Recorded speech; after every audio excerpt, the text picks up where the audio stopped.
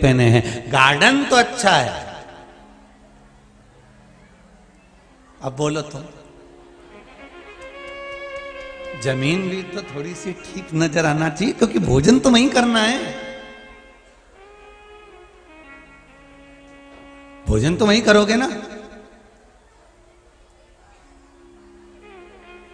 किसी बेटी से पूछना, किसी बेटी से पूछना कि बेटी बहुत बड़ा घर देखा है तेरे लिए, और तेरा विवाह जहां हो रहा है बहुत बड़ा परिवार है, बॉस 3-3 पेट्रोल पंप, 2-2 4-4 फैक्ट्रियां, और तेरा पति ये इंजीनियर ने, ये डॉक्टर ने, ये कलेक्टर ने, ये एसपी ने, डीएसपी, बेटी तेरा पति मिनिस्टर ने, ये, और बेटी का ब्याह कर दिया, बंगला भी बड़ा है, गाड़ी भी ढेर खड़ी हुई है, फैक्ट्रियां भी हैं, और वो सब कुछ है उसके घर में, और बेटी मालूम पड़े अंदर से भीतर से, कहीं पति आता कुछ कहकर चले जाता, कहीं सास आती कुछ कहकर चली जाती, ससुरा आता कुछ कहकर चले जाता, देवर जेठ आते कुछ कहकर चले जाते, ननंद आती तो मुंडा फुला के चली जाती। अब बेटी को रोज रोज ताने मिल रहे हैं, अपशब्द किए जा रहे हैं, तानों पर ताने दिए जा रहे हैं, ताने पर ताने कहे जा रहे हो, तो जरा विचार करना, बेटी को वो राजमहल अच्छा लगेगा? जम के बोलो रे जरा, बेटी को वो गाड़ी बंगला अच्छा लगेगा? बेटी को वो फैक्ट्री और जमीन, भले उसका पति हो इंजीनियर हो, ने ये डॉक्टर हो, ना कलेक्टर हो, ने नेता ने अभिनेता, बेटी को अच्छा लगेगा? नहीं। उसको क्या चाहिए कि जब तुम घर में रहो तो प्रेम से मुझसे 2 बात तो करो, बस इतना चाहिए। रोटी खाती हूं, कमरे चली जाती हूं, प्रेम से बात तो करो जी, बस इतना बहुत।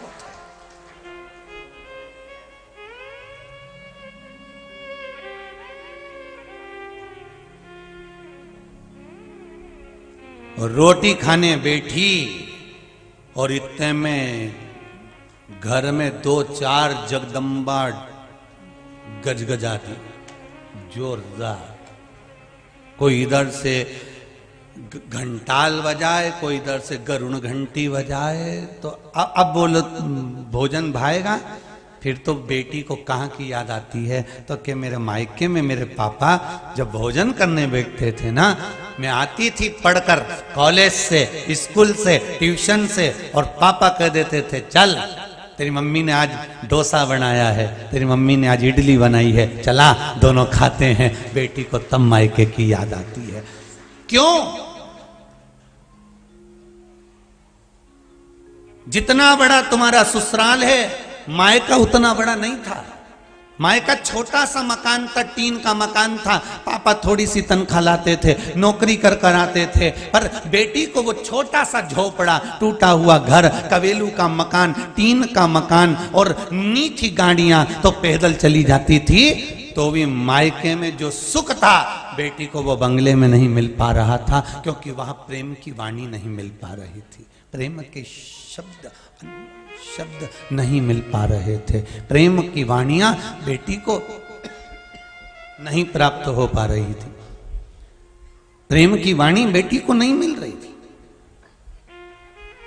उसको नहीं चाहिए धन दौलत संपदा, नहीं चाहिए गाड़ी बंगला, उसको तो क्या चाहिए? प्रेम के शब्द चाहिए। भगवान भी कहता है कि तुम कितना भी क्रीम लगा लो, चाहे कितना भी तुम नैनों में सुरमा लगा लो, चाहे 1 घंटे तक पेंसिल से लाइन खींच के डब्बा भर लो, भगवान के नीचे ये सब। भगवान तो कहे कि तू हृदय से एक बार मेरा नाम ले ले, बस गार्डन अच्छा बना लिया है, पर जमीन भी अच्छी होना चाहिए, स्वरूप अच्छा बना लिया, मन भी अच्छा होना चाहिए, क्योंकि परमात्मा स्वरूप में नहीं, परमात्मा दिल में बसता है। निर्मल मन सो मोहि पावा, मोहि छल छिद्र कपट ना भावा, मुझे निर्मल मन चाहिए।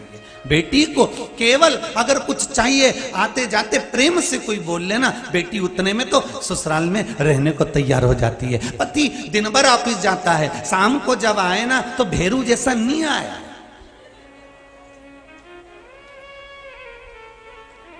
पति जब घर पर आए तो शंकर जैसा है। शंकर कैसे कि कंठ पर विष भरा हुआ है पर सिर पे गंगा की धार बह रही है और चेहरे पर मुस्कुराहट है। तुम्हारी फैक्ट्री में क्या हो रहा है, तुम्हारे ऑफिस में क्या हो रहा है, तुम जनता तुमको क्या कह रही है, तुम कितने गुस्से में हो, ये क्रोध का विष तुम्हारे कंठ पर भले भरा हुआ हो पर घर में जब आना तो सिर पे शंकर जैसी गंगा लेकर आना, एकदम शांत होकर, शीतल होकर, ठंडे होकर आना।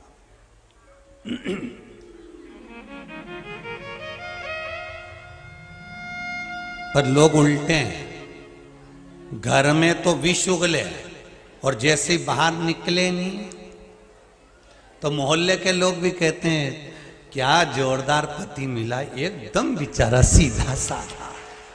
अब वो जगदम्बा से पूछो ये भेरू है कैसा, तो बता दे।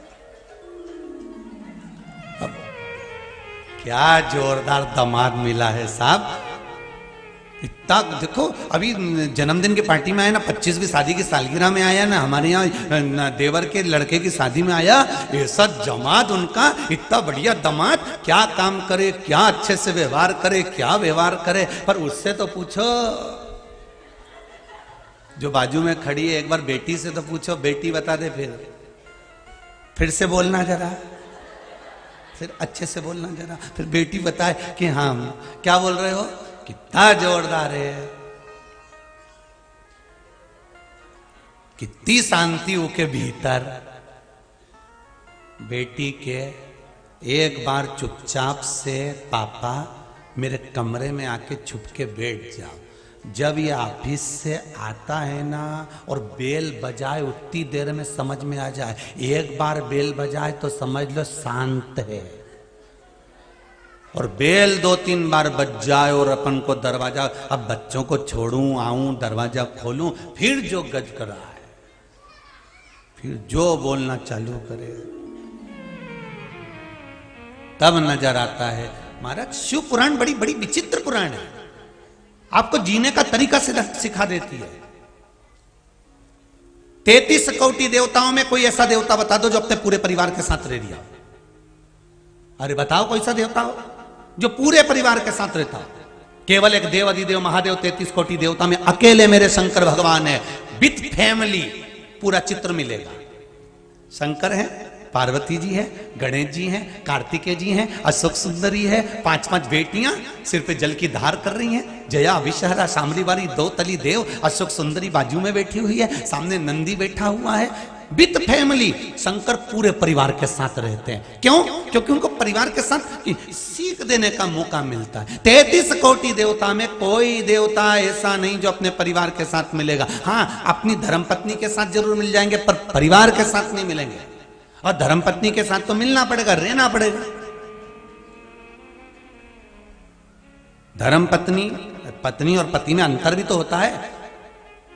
पति और पत्नी में अंतर क्या है? केवल एक अंतर है, पति इधर से सुनता है, इधर से निकाल देता है, और पत्नी दोनों कानों से सुनती और मुंडा से निकाल देती है। बस अंतर है, दोनों में है। वो सुनता है और निकाल देता है, ये दोनों कानों से सुने न मुंडा से निकाल दे। बस यही तो बात अड़ी पड़ी।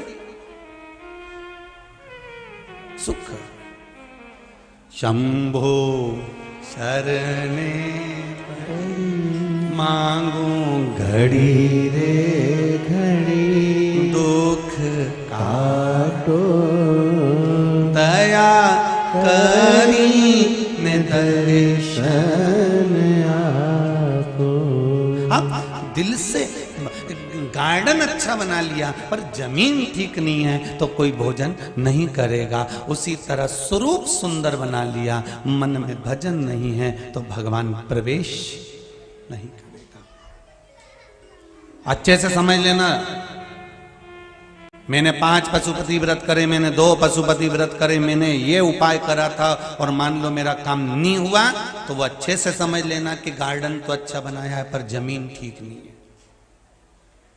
थाली भी जोरदार जमाई, 6 दिए भी रखे, मीठा प्रसाद भी धरा, सुबेरे भगवान के नहा के भी यही अच्छी जोरदार सब काम करा, शाम के थाली लेके भी गई, पर इसके बाद भी अगर कहीं तो कहा गार्डन तो अच्छा बनाया है, साज भी अच्छा सजाया, सब सामान भी रखा, पर कहीं आप आए नहीं और सुबह हो गई, मेरी पूजा की थाली धरी रह गई।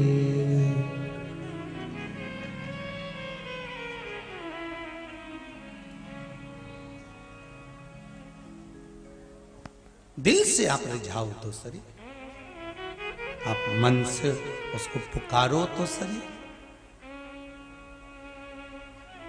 आप एक बार दिल से कभी भगवान की सेवा करने जाओ, अर्चना करने जाओ, शंकर भगवान को एक लोटा पानी चढ़ाने जाओ।